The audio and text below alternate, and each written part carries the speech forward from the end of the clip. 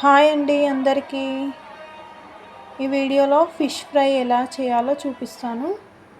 Already నేను ఉప్పు, కారం, అల్లం వెల్లుల్లి పేస్ట్ వేసి బాగా కలిపాను చూడండి. దీన్ని 1 అవర్ పాటు ఫ్రిడ్జ్లో పెట్టుకున్నాను.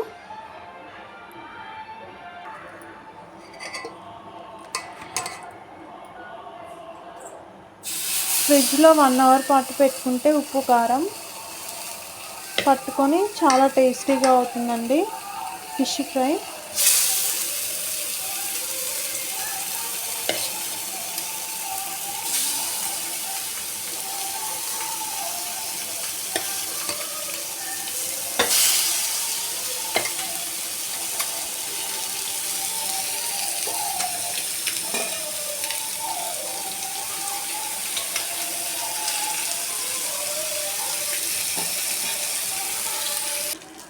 చూడండి 2 వైపులా బాగా ఫ్రై చేశాను.